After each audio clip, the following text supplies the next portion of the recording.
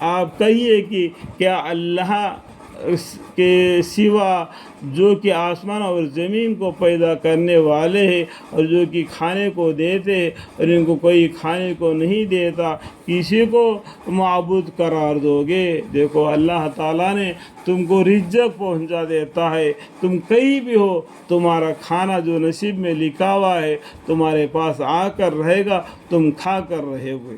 تم اللہ تعالیٰ ہم کو کھلانے والے ہیں، ہم اللہ کو کھلانے والے نہیں، ہمارے پاس اتنا طاقت نہیں۔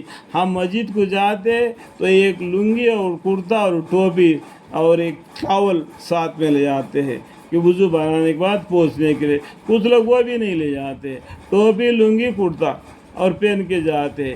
کوئی بڑا امیر بھی ہوگا، گاؤں کا بڑا بھی ہوگا، کوئی کلیکٹر بھی ہوگا، کوئی ایم پی بھی ہوگا، وہ کوئی پی ایم بھی ہوگا، اگر وہ مسلمان ہوگا تو فقیر وہ دونوں برابر ہے اللہ کے سامنے، دونوں ایک ساتھ کھڑے ہوں گے۔ جو فقیر بھی ہو، یہ بڑا بادشاہ بھی ہو، اللہ کے سامنے ایک قطار میں کاندھے سے کاندھا ملا کے کھڑا رہیں گے۔ وہاں پر کوئی امیری غریب کی کوئی یہ نہیں، سب انسانیت کی ہے۔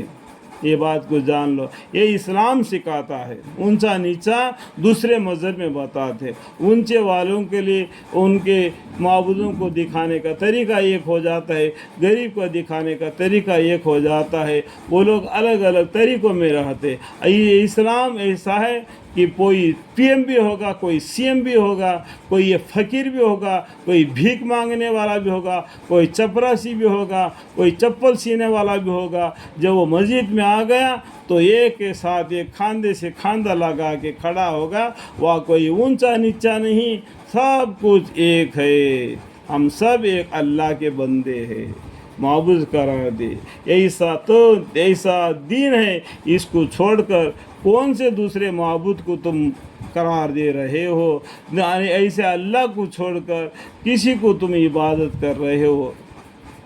آپ فرما دیجئے کہ مجھ کو یہ حکم ہوا ہے کہ سب سے پہلے آپ فرما دیجئے، مطلب کیا ہے؟ ہمارے پیغمبر صلی اللہ علیہ وسلم کو اللہ تعالیٰ بولتے ہیں آپ فرما دیجئے کہ مجھ کو یہ حکم ہوا ہے کہ سب سے پہلے میں اسلام قبول کروں۔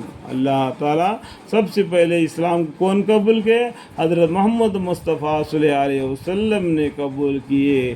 اور تو مشرکون میں سے ہرگز نہ ہونا، مشرک میں سے نہ ہونا، شک کرنے والوں میں سے نہ ہونا۔ یہ دین اسلام کے بارے میں شک کرنا، کبھی مسلمان ہونا کبھی کافر ہو جانا، کبھی مسلمان ہونا کبھی کافر ہو جانا، جس طریقے سے مشرک لوگ کہتے بالکل کافر لوگ ہیں، بالکل دین سے ہٹے رہتے ہیں۔ اور کوئی نصرانی لوگ ہیں وہ الگ مذہب بنا دیا، جو یہودی لوگ ہیں تو الگ مذہب بنا دیا۔ اس طریقے سے نہ بننا، تو ایک اللہ کے اوپر ایمان لانا، اسلام کو قبول کر لینا، اسی کے اوپر بھروسہ رکھنا، وہ مالک ہے، وہ معبود ہے، وہ ہماری سب کچھ جانتا ہے۔